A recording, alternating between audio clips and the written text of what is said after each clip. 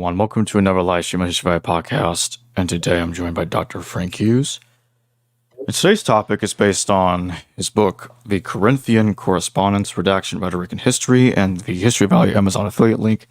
To purchase the book's in the description below. With that being said, it's good to have you back on the show, Frank. The pleasure is mine. It's nice to be inside where it's dry. We've had a lot of rain. We didn't get the hurricane here, but we sure did get rain. So, we're talking about interpolations in 1 Corinthians. Was Paul's letters altered? Because many would love to believe that these letters came down perfectly. There's no issues. There's no insertions. There's no corruption. Paul wrote them exactly as they are. But you're going to be getting into some issues with that belief today. And before we talk about the exact interpolations, could you recap on the partition theory that you and Robert Jewett talk about in the book, for those that may have not seen your prior appearances here? Okay, thank you. Well, in 1978, Robert Jewett gave a paper, and it was published in the Journal of the American Academy of Religion supplement in 1978, volume 46. And it was an article entitled "The Redaction of 1 Corinthians and the Trajectory of the Pauline School." And so in Corinthian scholarship, it is probably, I think it is a majority view that 2 Corinthians has got several letters embedded within it. But it is certainly not the majority view. In fact, the opposite of the majority view. The majority view very strongly has been and is that 1 Corinthians is an integral letter. It doesn't have a bunch of different letters embedded within it. And so that's sort of the background of what my dear teacher argued in 1978. And so he argued that there was actually redaction of several Corinthian letters, and that the letter that we know as 1 Corinthians is an edited form it's an edited creation that has got letters and one letter and several letter fragments embedded in it. And of course, what he did was he used the Bornkamm theory of 2 Corinthians, where you had a frame letter and then you had pieces of authentic Pauline letters inserted into the frame letter, and then the severe letter, 2 Corinthians 10 through 13, was added at the end. And so using that idea of a frame letter with pieces of authentic Pauline letters inserted, that was the inspiration for his theory, which is my theory too, of 1 Corinthians, that there was a frame letter, and then there were reasons why the frame letter, the editors thought, needed to have other things stuck in the middle of it. And so if you look at the slide there, or the sheet there of the Appendix 1, when that's Appendix 1 of our book, you can see that the big letter that is letter C is most of 1 Corinthians. But you can see that there are pieces that don't really fit that letter C. Well, later on, when I became his graduate student, I was the first graduate student that he brought into the Garrett Northwestern Joint PhD program. And prior to that, he got very interested in rhetoric and rhetorical criticism.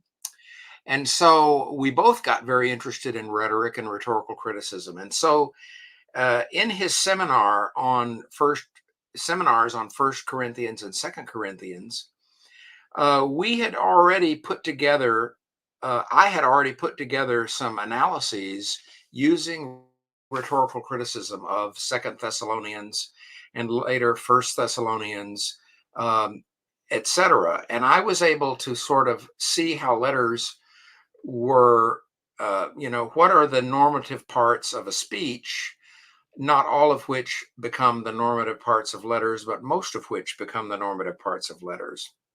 And so we were able to see that we could really understand some other Pauline letters, which were undoubtedly integral letters. In other words, there was no question that they were all one letter. And we could do an analysis of those, the exordium, the narratio, the partitio, and the proof, and then the peroratio. We could do those.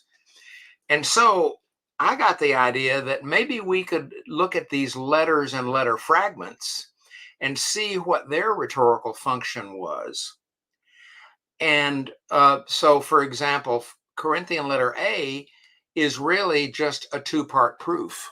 It's not a full letter. It's mostly 1 Corinthians 11, and it's got a little bit of an ending from 1 Corinthians 16.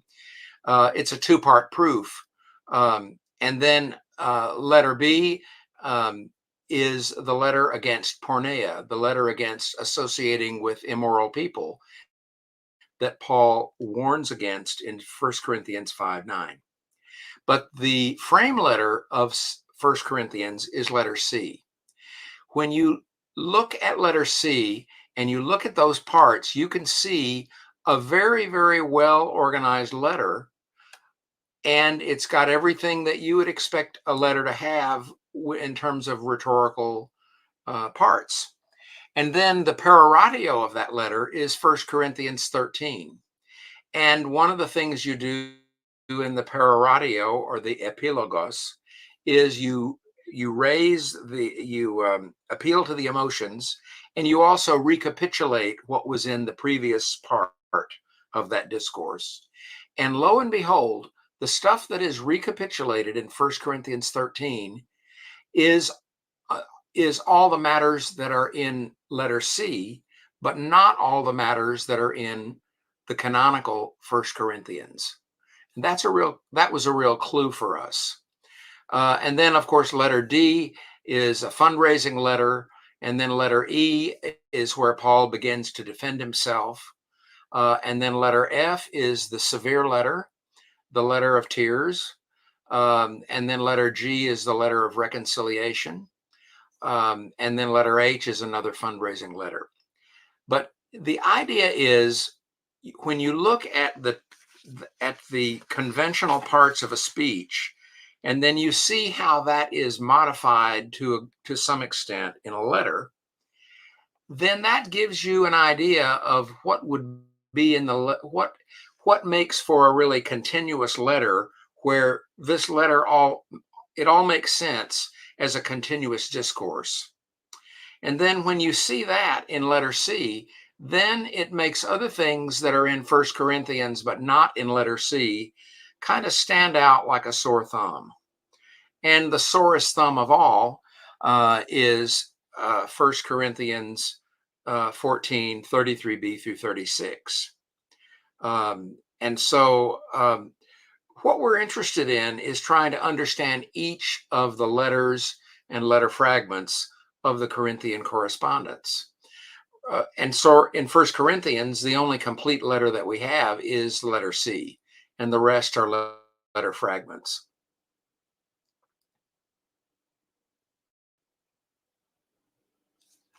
How many interpolations are we dealing with in both First and Second Corinthians? Well, that's a matter of some debate. In our book, Bob Jewett wrote a chapter on interpolations and transitional passages. And after he wrote it and I edited it for publication in our book, he decided he did not want that chapter to be part of the book. He did not have any doubts about 1 Corinthians 14, 33b through 36. But there were other interpolations that is in this unpublished chapter. Of course, in our theory, we believe that the chapters 14 and 13 were reversed, because chapter 12 and chapter 14 deal with spiritual gifts, and chapter 13 recapitulates all of letter C, including the stuff on spiritual gifts in both chapter 12 and chapter 14. And so in order to make that work, there's a transitional emendation there between the end of 12 and then the very beginning of 13. We don't think that's really from Paul. And then there were other scholars, such as Johannes Weiss, of course, who wrote the most brilliant commentary on 1 Corinthians. And he argued that 1 Corinthians 1:2b was an interpolation, and 1 Corinthians 4:6, and 1 Corinthians 4:17a, and 1 Corinthians 7:17b, and then 1 Corinthians 11:16. Those are a little bit less convincing. I mean, I think they're very arguable. They're very arguable. And he did in this unpublished chapter. But neither Bob nor I ever had any doubts about 1 Corinthians 14:33b through 36. But Johannes Weiss and others believe that there were other interpolations, but most of those were just a couple of words here, part of a verse there, but not a significant, not 6 or 8 verses. Now, how does one go about telling when something is interpolation? Now, as you just said a moment ago, that it is a matter of debate. Some would even try to defend that interpolation in 1 Corinthians that you were just talking about. But so how does one go about telling if something was truly added to Paul's letters or not? This, I really wish that we had published this, but in this chapter, he actually said that there were 4 criteria there were 4 criteria that it needed to pass all 4 criteria in order to make it really debatable, to make it really discussable as an interpolation. And the first one, the insertion of an interpolation should break the flow of the discourse, producing a ragged transition at the beginning and at the end of the inserted material.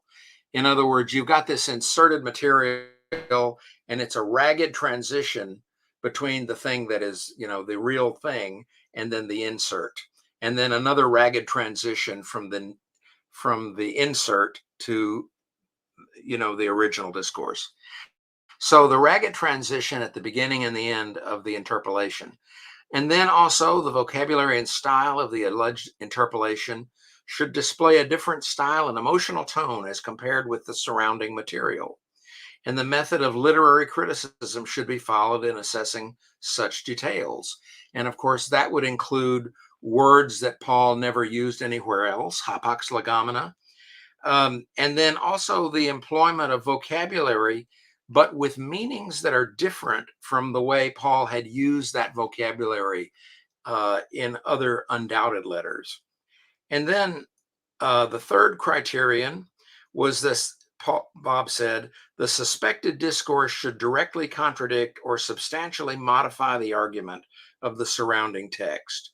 The historical critical method should be employed in assessing such contradictions, so that an author's own qualification of his own argument or her own argument are not confused with refutation of the original argument and viewpoint.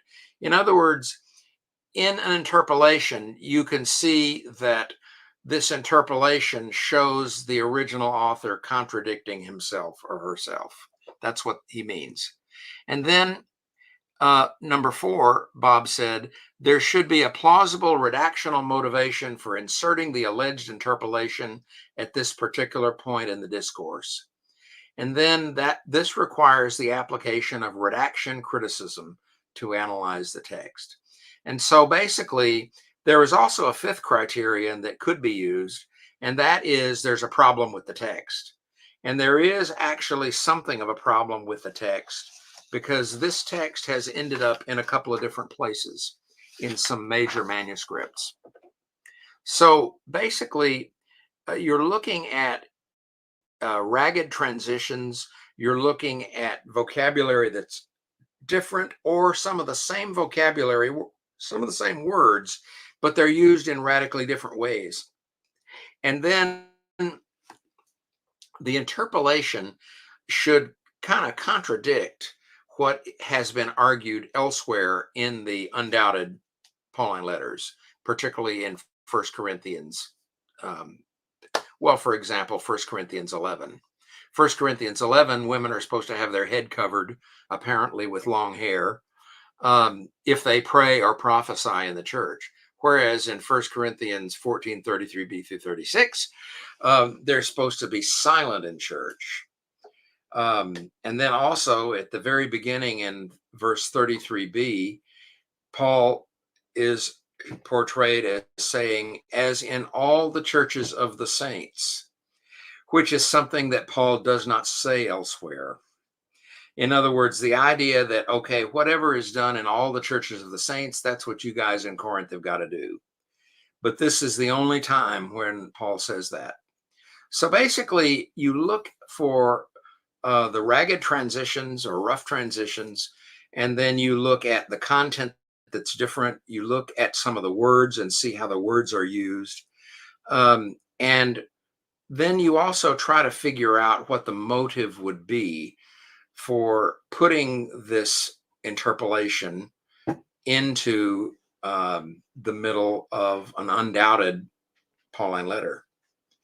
And so this interpolation in 1 Corinthians 14, 33b through 36 meets all of those criteria in spades. And this is the most widely acknowledged interpolation in Pauline letters.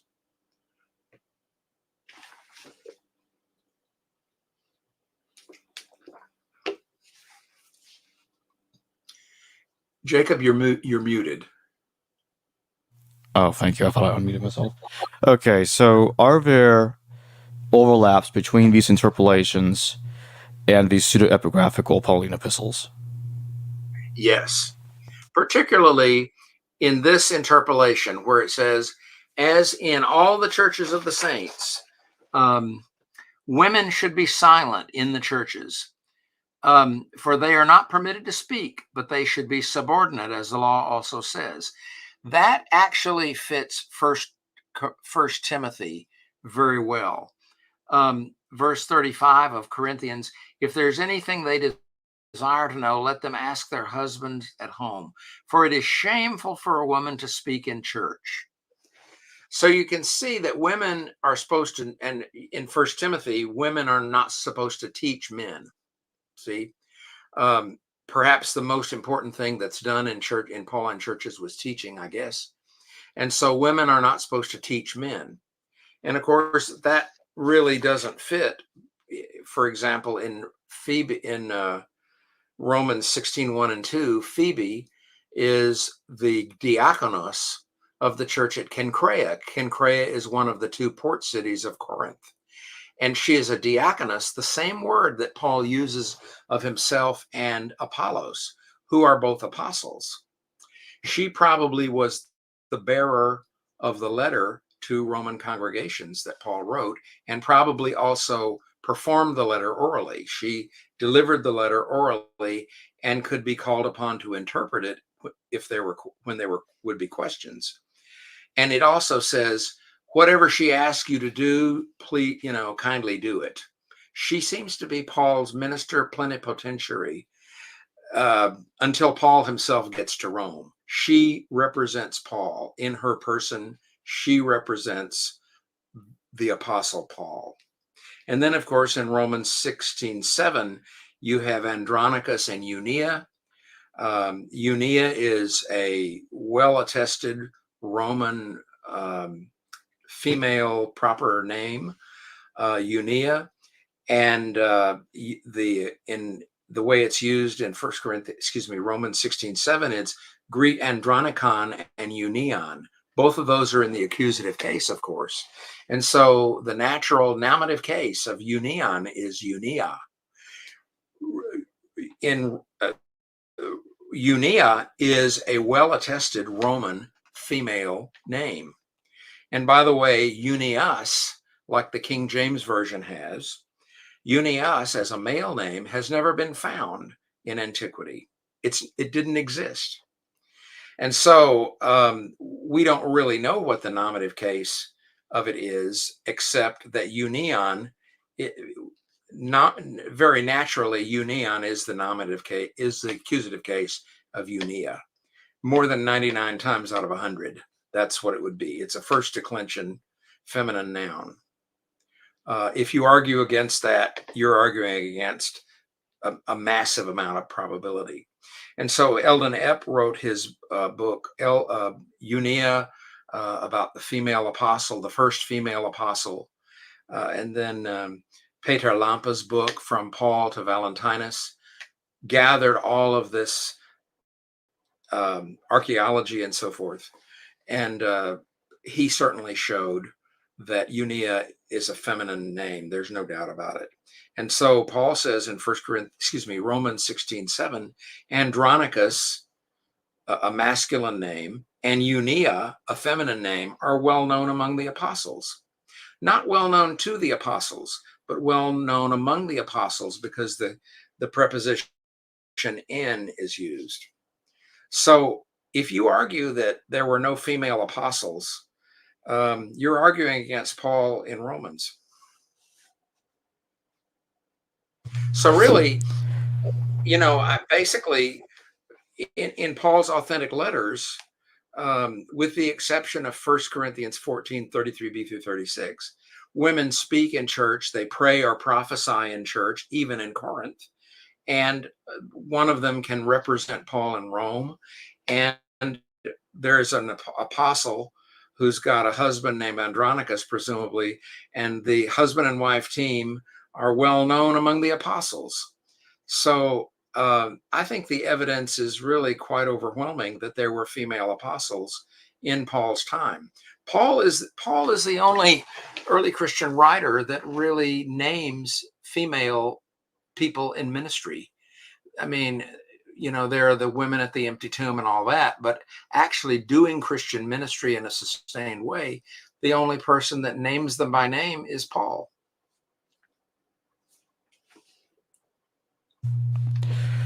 What about with the Deuteropaulines? Are there any overlap there with any of the interpolations that is known?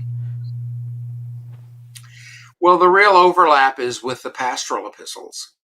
In other words, First Timothy and Titus. Second Timothy is kind of a different kettle of fish. But First Timothy and Titus are about church order. And whether or not women are mentioned as female deacons or whether they are the wives of deacons is a matter of some great debate. But as far as the three Deuteropauline letters, I don't see any overlap there, because the three Deuteropauline letters are not concerned with church order.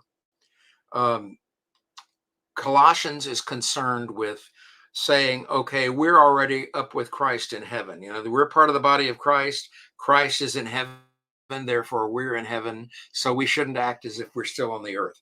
And Ephesians follows that to a great extent. Probably the writer of Ephesians had a copy of Colossians.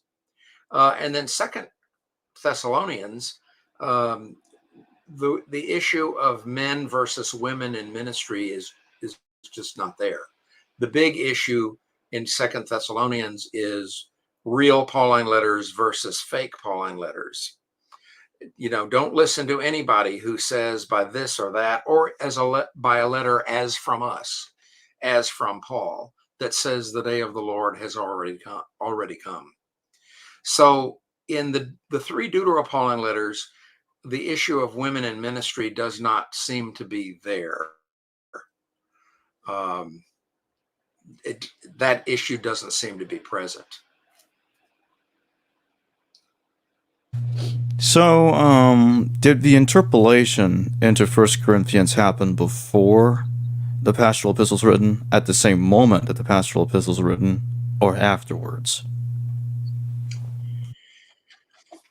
Well, the rhetorical point of view, or the theological or the ecclesial point of view, is the same. I don't know whether it would be before or after, um, but it's after the death of Paul.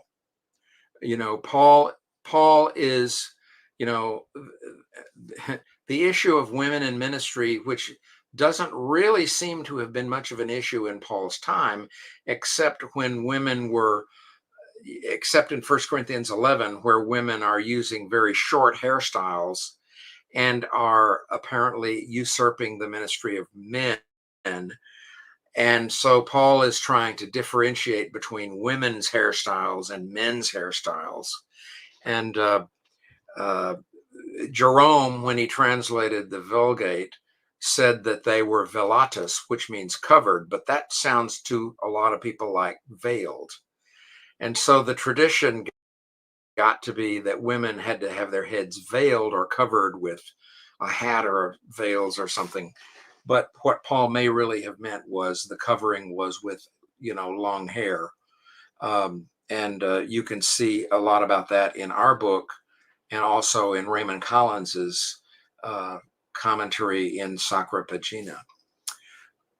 But basically, one gets the impression that in Paul's time, women are doing ministry in Pauline churches, such that Paul can send Phoebe with his longest and most important letter and say, whatever she asks you to do, kindly do it. And she apparently delivered orally Romans to the different Roman house churches. So that makes women very, very important in Pauline churches in Paul's own lifetime, by Paul's appointment. Whereas after Paul dies, you're getting a point of view that says, oh my God, we can't have all these crazy things going on. And so there's a kind of a conservative holding back in the pastoral epistles. And I think it's the same point of view of First Timothy and Titus that you see that is responsible for this interpolation, and also the entire editing of this thing called First Corinthians.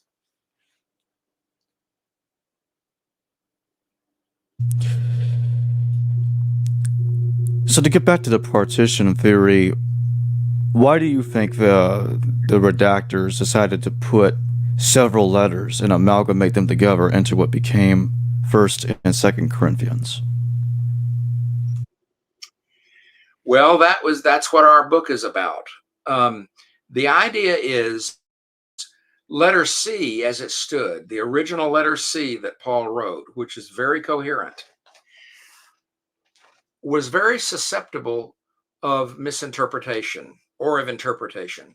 And the interpretation, in letter C, Paul actually says that some people are spiritual and other people are not.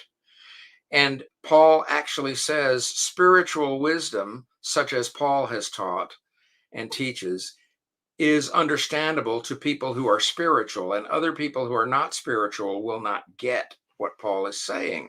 He really says that in chapters 1 and 2. And then, of course, in the beginning of chapter 3 of 1 Corinthians, he says, well, when I was with you in Corinth, I could not speak to you as the spiritual because you were fleshly.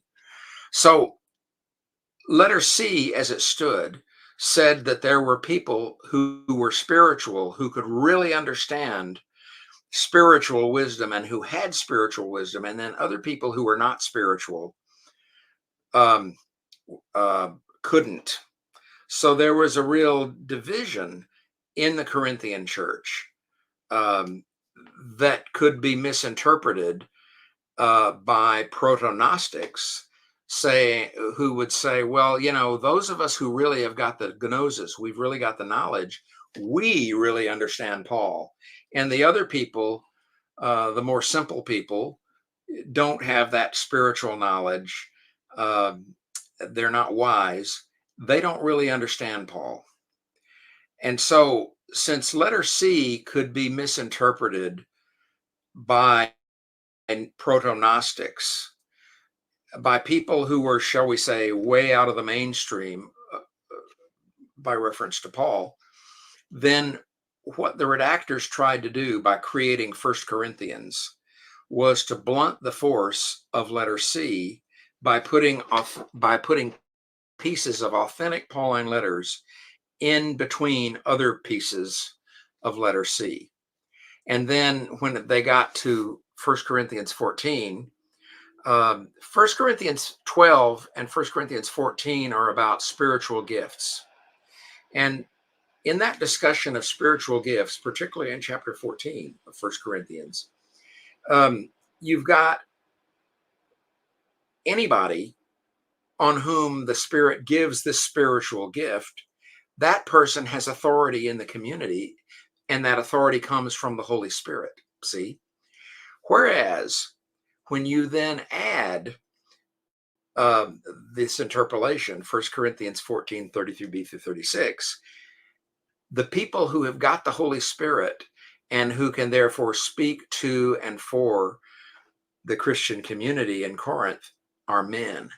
And the women who might seem, who certainly thought they had the Holy Spirit, and by this time Paul is dead, you see, then they are the people who the more conservative leadership wanted to sort of shut up. And so that is what this interpolation is about, is shutting up the women and telling them they can't speak in church. And if they really want to know anything, ask their husbands at home. And then in 1 Timothy, I don't permit a woman to teach a man. And of course, that is the reason why some conservative Protestant churches don't allow women to be pastors, because they would be in the position of teaching men. And so it's a kind of a conservative thing, you know. It's one, you know, in the Christian church, there's always been change. There's always been change. There's always been development. But when there is development and change that is too fast, then that really scares people.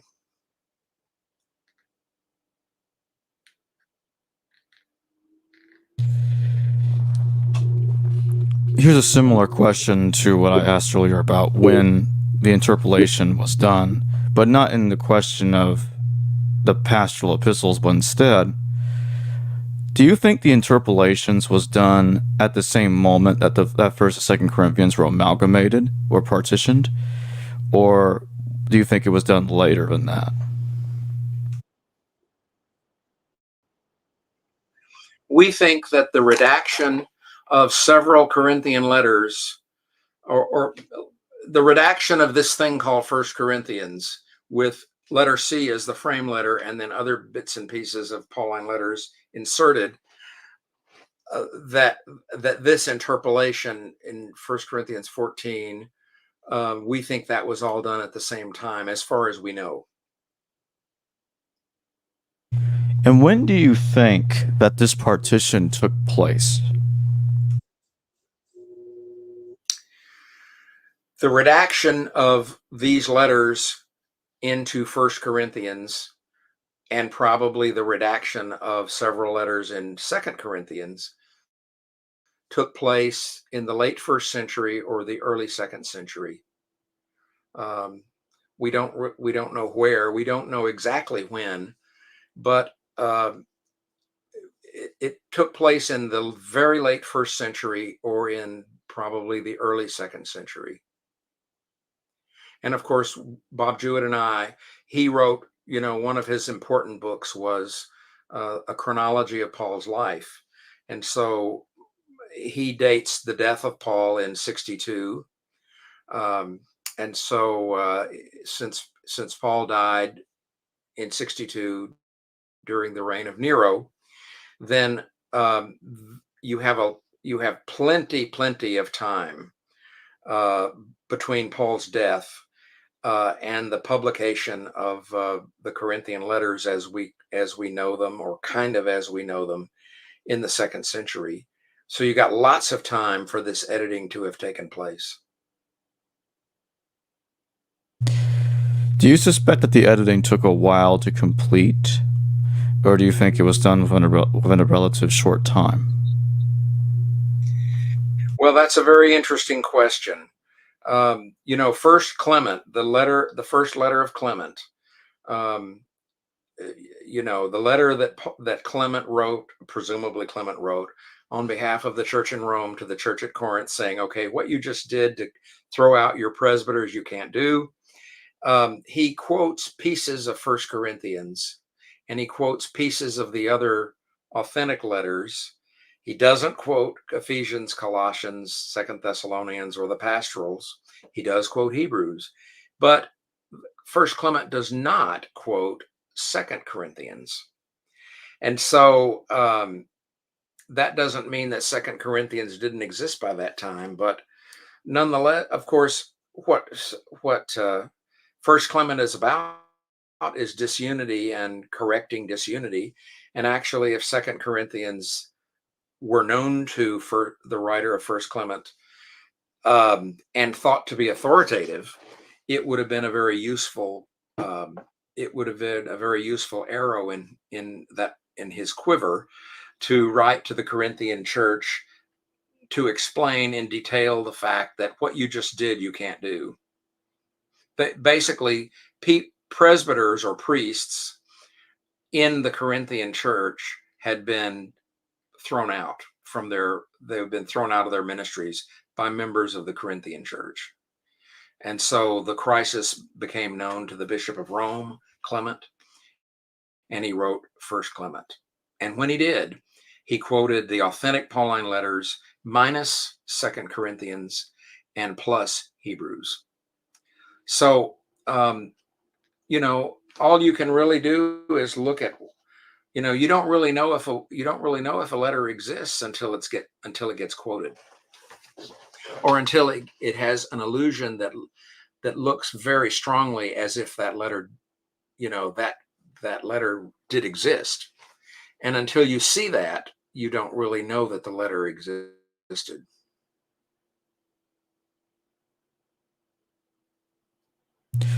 And in my closing question, do you think one of the main reasons that this partition took place was also for simplification, to try to, like, I suppose, bundle several Paul's letters up together as a collection and make it easier for the reader to get access to several of them all at once? I think when we talk about the New Testament, one of the things that I didn't say to my students at Codrington College from 1998 to 2004, but I should have, is that the New Testament is a collection of collections, right? The earliest collection is the Pauline corpus, and the next earliest is the Gospels, and then after that there is that collection in the manuscript tradition that included Acts and the Catholic epistles, and then after that there is the Book of Revelation, which has a very different textual transmission. But my whole point is, we need to think more, not just about particular letters. We need to really think more about collections. And of course, if Bob Jewett and I are correct that the Corinthian 1 and 2 Corinthians are a collection of 8 Corinthian letters and letter fragments, then that means the New Testament is a collection of collections of collections of different letters and different writings. This, however, should not be earth-shaking if you believe, for example, in Markan priority, and you got this Mark, and then you've got Matthew and Luke who are reinterpreting Mark and rewriting Mark and adding infancy narratives, resurrection stories. Luke thinks that Mark doesn't have enough teaching material. And so starting at 950 in Luke and going until Jesus gets to Jerusalem in chapter 18. You've got all this teaching material in Luke that is not from Mark. So there was development of texts going on in the first century. And I would say very likely after the apostles have died, which would be more or less in the 60s, 70s. And so what happens is the second coming keeps on not having come. And so the apostles are dying or dead. And so then there is this great scurrying about to try to put together authentic material from Jesus and putting together whatever you can gather from any of the other apostles who wrote. And then they were obviously comparing, different churches were comparing the letters and writings that they had, like first Colossians 4:16, see the letter that I wrote to the Galatians, read that and see that you give this letter to them, to the Laodiceans. And so there's a lot of comparison of text going on in the late first century. And the way you preserve literature, any literature from antiquity, is you copy it. And so basically that's what was going on in the late first century. There's no reason to believe that it somehow quit in the early second century. So in this late first century period, early second century period, the apostles are dead. And so on the one hand, churches needed to update Paul to deal with new issues that had not arisen during his own lifetime.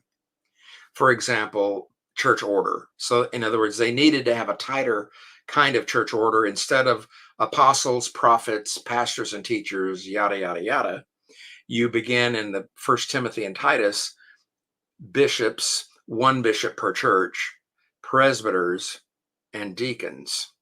See? So basically in the early second century or the late first century, this tightening up included the tightening up of church order, but it also meant that they needed to kind of tighten up and collect what was available of early Christian writings from the apostles or attributed to the apostles. And so that material that is from the apostles and attributed to the apostles, sometimes with significant editing, as in the case of First and Second Corinthians, that material became the New Testament.